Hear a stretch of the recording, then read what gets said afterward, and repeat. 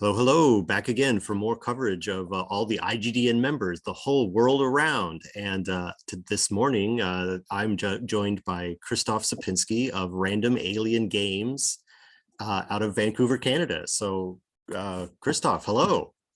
Hi, how's it going? Uh, Ah, it's good. It's early. It feels early for me, but I know it's even earlier for you. yeah, I just got back from a trip though to Europe, so my hours are all screwy. I'm waking up at silly hours in the morning and stuff. So I'm good. I'm just like, yeah, 8 o'clock, I'll be up for a couple hours by then. So Sure. What'd you do? I mean, if you can, what'd you do in Europe? Was it business or pleasure or a mix of the two? that trip everybody planned probably for 2020. Yeah, Mm, that we had planned a trip for 2020 and we reconfigured it and spent 3 weeks in Germany and Prague. So it was like okay. 4 days in Berlin and 4 days in Prague and 4 days in Munich, and then did the Rhine River. It was super fun. Awesome. Saw Awesome. lots of castles, Yeah, I so many. imagine. I imagine there's lots of castles in the Rhine River. I see there's some is there inspirational content? Were you inspired by any of the sites that you see for future projects, perhaps? For Uh, role-playing game stuff? yes, definitely. I mean, I always wanted to play like a fantasy game. I love rivers. I think rivers are really cool. I think the fact that rivers were a primary transport medium is underdone in things like Dungeons and Dragons and other sorts of fantasy games. They're always like, you're on the road guarding a thing. Why are you not on a riverboat? That's probably more common. Like I love riverboats. And I always thought while I was there, man, it'd be so cool to have a game that was like defending castles faction play along a river. I just thought that'd be really cool. But yeah, I'll put it in the back pocket or someone will steal it from me on the internet here. Sure, now you put it out there, but I Yeah. mean, rivers are something other people can find out about. So They're uh, around, I hear. They're yeah, they're around. around. Well, I've already jumped to my middle of my interview segment here because I usually ask about future projects later, but first, so let's go back to the beginning. What is Okay. your kind of big thing that Random Alien does? What's your feature product right now? Well, so I'm one of these like slower producers of content. I'm pretty much I like to call it a one ship fleet. It's just me Sure. and my wife lets me bounce things off of her, and she does art for me sometimes, and I hire people to do like editing and stuff, but I do like everything. And I made a game and it took a long time, as games do when you do them by yourselves and you make them several hundred pages long. And I made a game called Free Spacer. And it was probably the worst first project to actually start with. But, I know that the most important thing often when creating games specifically or writing even is to do something you actually really want to do. Everybody's like, start a small game, blah, blah. That's great advice. But if what you want to do is bigger, starting with a small game will just mean you probably don't even get that done because you'll Mm, just be thinking about this other thing. And so I made Free Spacer, which is a large game that has moderately compact, streamlined mechanics. Although people do think it's crunchier, but that's just because I probably wrote it a little denser first game. Um, and it basically, I like to call it a focus game. There's trad games and story games. Well, there's this whole selection of games that focus on a particular type of activity and put mechanics all around that, and are a little bit crunchier and aren't necessarily narrative driven as much. They're like share narrative and mechanics. Anyways, so the game focuses entirely on being a crew, being a member of the crew of a small crew of a starship, and dealing with that sort of thing. Like the game in reality is kind of about being a contractor okay. in space, Right. of course, because it's so you are stuck in a contract with this, but because you have this contract and it gives you stuff like a home and this special status, you're kind of special, like every RPG character usually, but Sure. you're also kind of outside of things. So I kind of built Free Spacers, which is what you are, into this contract system, which kind of manages the entire game. And there's a retirement system for the end. So it's like I say, it's a why I call it a focus game is it focuses on science and space exploration, a bit of adventure, like a space flight projects and all that sort of stuff, but doesn't have like a particularly advanced combat system. Right. It uses like a zone system. It uses the same skills used for everything else. The advanced mechanics are science projects where you can build a bomb or negotiate a contract or construct an entire base or something like that. Like you can do all sorts of things with these, and they're kind of like the big hole in that if you really want to do whatever you want to do in the game, you just do a project and you could probably do it. Yeah. So yeah, the whole game's kind of managed by those systems, and it has like a faction system and all this sort of stuff. So it's a pretty big guy. yeah, I've flipped through it to try and understand a little bit about it. And yeah, it has a lot of different pieces, like you say, the factions, the contracts, the different stuff your crew can get up to. I don't believe I've ever heard the term a focus game before, but I understand what you mean by that. One of my games is about being a soldier, and sometimes people ask like, oh, well, what if you want to like quit the battlefield and go off somewhere? And I'm like, well, then play a different game, because this game is about like being in the army and being up against the opposition and stuff like that. So I very much, I like that term of like, this is what this game is about. And I mean, sure, you put it's Sandbox is on the cover here of the book, so it's got that sort of like you can do anything you want, but it is sort of like within limits, within a certain sort of set of things, I guess.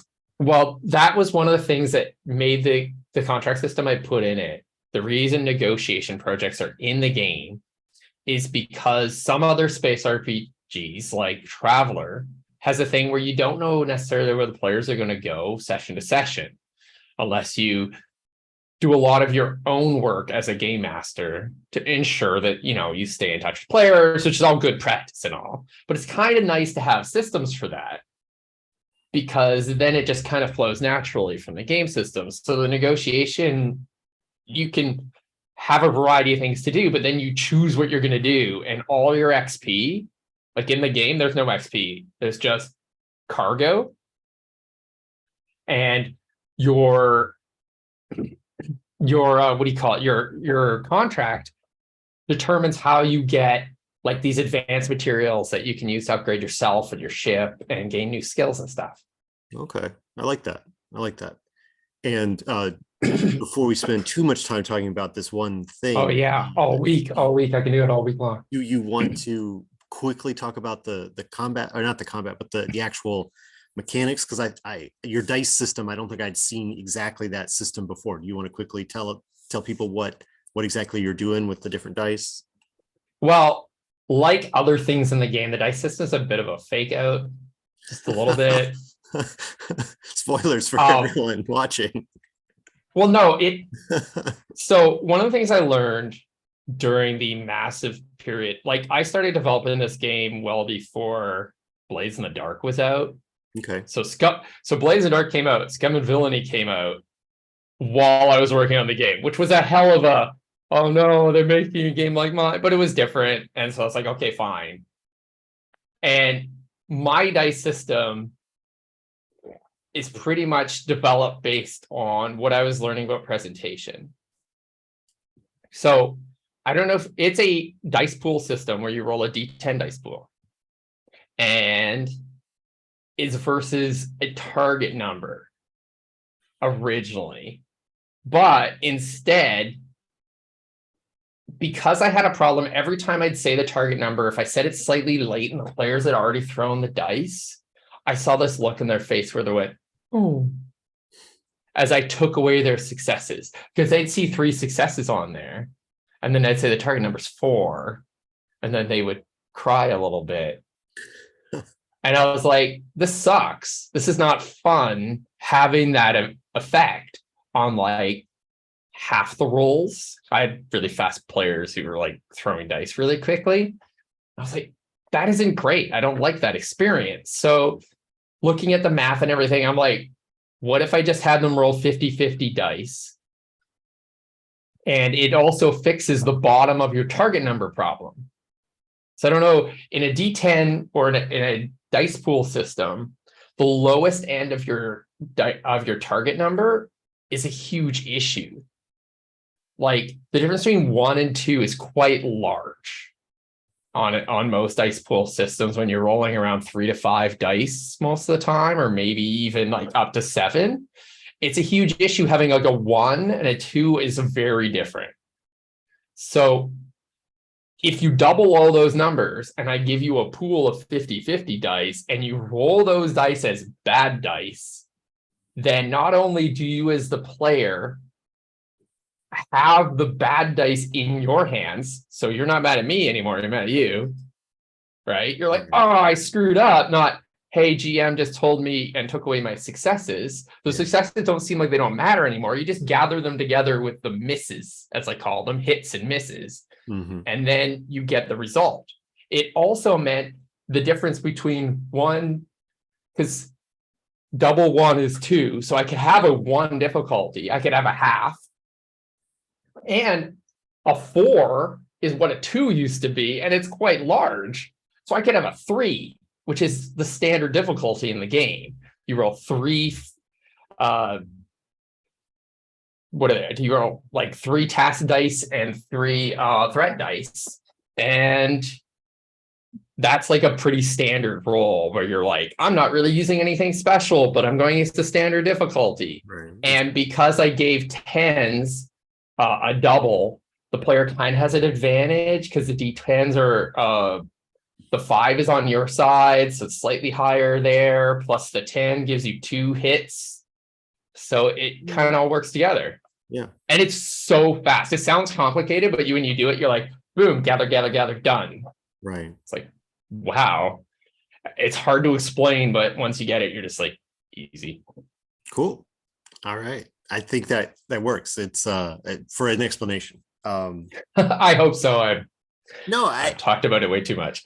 Yeah. And we'll come back to the end and you can direct people to your to where they can check it out at the end. But before we get there, I wanted to ask you about anything else that you are working on for, you said you're kind of a one ship fleet. So, and this is your kind of your flagship thing, your flagship of your one ship fleet. But are you working on anything else, or is you've got projects in the works, or I'm currently working on a game that uses the same mechanics.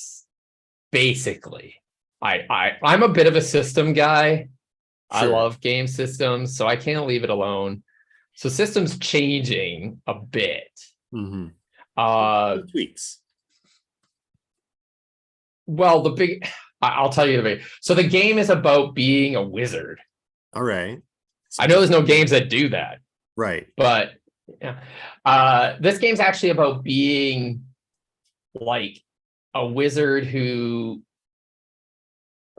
is like a scholar, and the game has like phases, and you spend a part of it in the academy, and the academy is like in a sub-dimension, and there are like three realms. One is broken, and basically gives the GM a chance to like make up random cool dungeon stuff.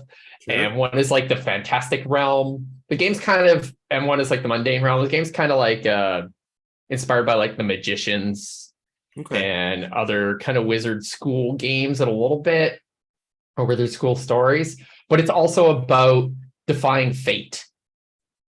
So the biggest element of the game is you only roll dice when you cast spells. All right. I like it. Only. Those are strong concepts. I like it. Yeah. So there is a mechanic, if you really, really want to roll dice without casting a spell, you can, but it's not very favorable.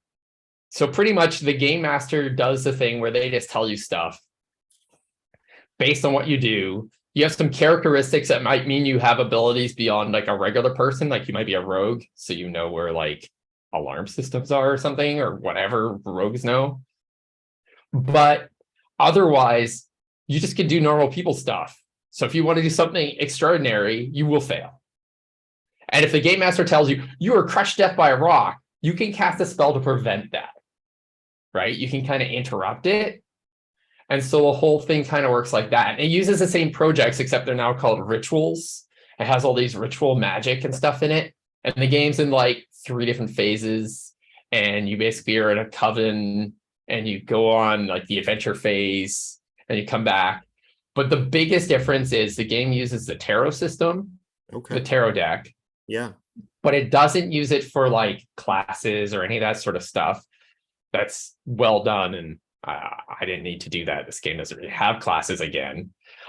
Instead, what it uses it for is, see, I love non-binary dice rolling systems. So the Free Spacer one's already non-binary. It's got like 4 states. But I was like, wouldn't it be cool if every time you did something, it had an effect on the world? Okay. So in this game, you gain your spell dice instead of task dice. Right. And you put those all together and you get tangle dice, because tangling with fate, and then that are your bad dice instead of threat dice, and you have to get up and walk over to a magic circle that's in front of your game master, who is the fate keeper in this game, and throw the dice into the magic circle, and then sit down and they read your fate and see what happens as the outcome of your spell. Again, strong concepts. I like everything you said. I wish you every success on bringing it to completion and eventually to publication, because all of that sounds pretty incredible. Yeah, I hope it's good. Yeah. It makes it an experience for sure.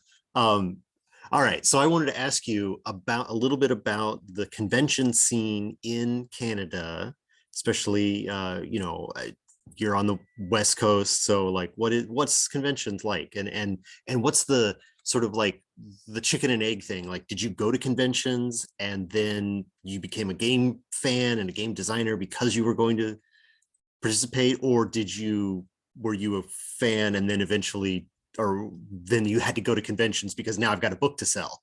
Like which way did that happen, and what's it like to be at a con in your neck of the woods?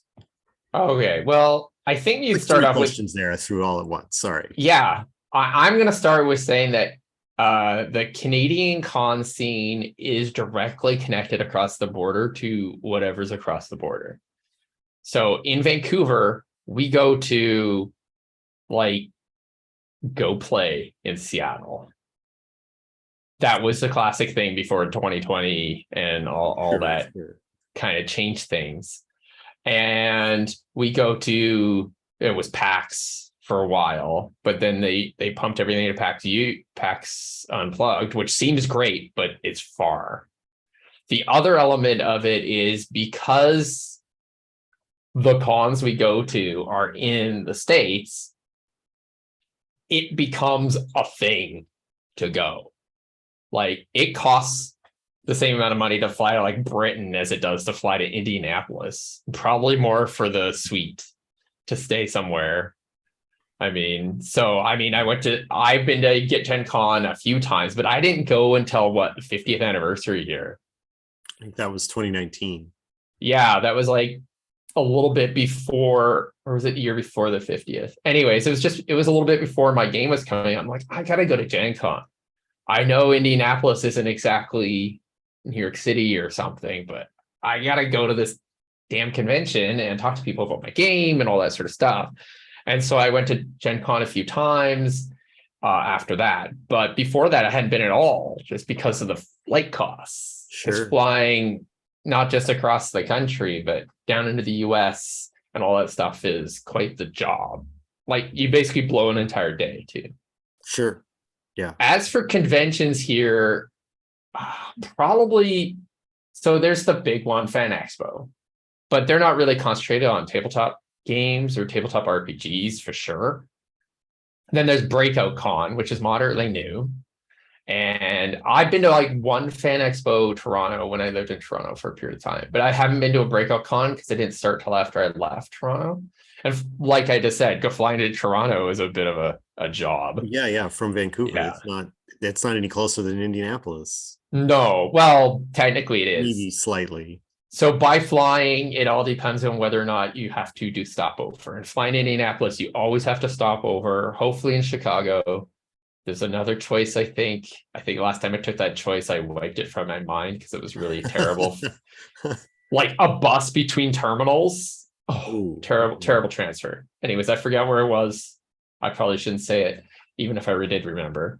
But yeah, it's a time. But if you fly to Toronto, we can fly direct. So that's the advantage. Sure. So it's slightly shorter that way, but it's still far. And here, Vancouver's always had a hard time actually getting conventions that lasted. That seems so strange to me because like Vancouver is sort of like, there's so much film industry stuff, and like with in Vancouver, it seems like it would be a nerdy enough place. Oh, it is to have its own conventions.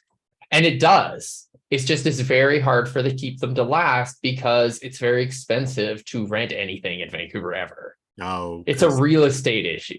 You can't just go out to somewhere like a little bit out. There are some, there's like one in Abbotsford, and I actually run the RPG part of Terminal City Tabletop Convention. And so it's been going on, I think 8 years. Oh, I'm going to get in trouble for this. 8 or 9 years. And we've only had the RPG part for, I forget what year it'd be now, but I think it might be going on 5 now. But before the pandemic, it was like 3.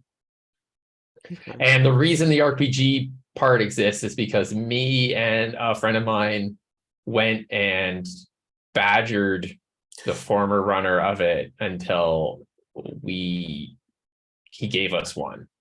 Well, yeah, and it's like, yeah, it's you've got to have people that want to do it, so yeah. So I did that. The problem is you have to also convince them that RPGs aren't board games. Right. It is. So the easy answer at a board game con is, sure, you can have those tables over there. I'm like, no, that doesn't work. It's too loud. Yeah. Like that room is very loud, and you put the card game guys right next to us, so we can't hear anything at all. So we're playing some sort of slap the table to grab the bacon card game next to your yeah, exactly. The prince is mortally injured. Well, they ran a few Magic tournaments and stuff, and like I always see, you can always tell like what type of game people are playing, and the reason you tell it's Magic is people are really quiet and then scream and slap the table randomly, and you're like, okay, I guess they're playing a collectible card game because that's how they play, right? Yeah. And that's super cool, but not next to your quiet game of 10 candles or something, and it's not gonna work. Yeah, you gotta have its own space. It's difficult. It is certainly difficult to mix the different kinds of games together, and I don't know that I've never been to a con where they had it perfectly solved. Well, we managed to get a second room. We do it at the convention center on Commercial Drive, Croatian Convention Center.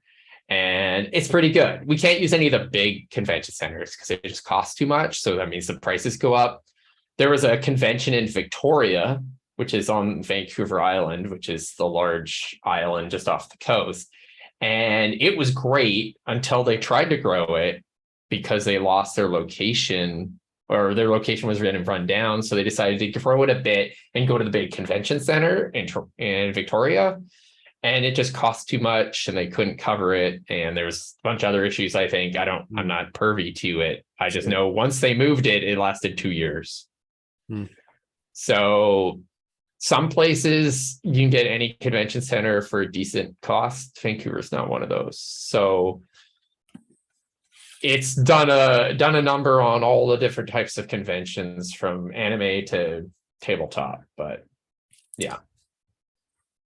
All right. Well, I got a couple more questions. One more question before we get to the end. Is there a local shout out you would like to give? Somebody that is, like another Canadian content type creator that you're like, hasn't gotten enough buzz. You want to shout him Oh, out? hasn't got enough buzz. Well, I was gonna say Avery before, you said didn't get enough buzz. Everybody knows Whatever. Avery Alder. Johnstone Metzger. I don't know if you guys know him. He does kind of OSR-y, kind of radical. He was kind of doing stuff that would probably be reminiscent of somewhere between OSR and Morkborg before Morkborg existed. Right. He makes like monster packs. He's made a whole pile of different games about, like, there's one about dungeon. I have it on my shelf. Where is it?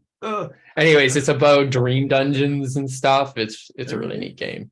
That sounds good. That name doesn't sound entirely unfamiliar to me. So, but yeah, I wrote it down. Well, yeah, Johnstone Metzger is a pretty good guy. He does a lot of neat stuff. He works directly with an artist who's like a friend of his, and they kind of work together in like a team. Okay. I think, what did he call? He was Redbox for a bit. No, Cthulhu Stone Games, I think now. All right. He changed it right before the pandemic, and I kind of missed that. Yeah, he did Adventures on Dungeon Planet. Nightmares Underneath is the name of the game, that game I was just talking about.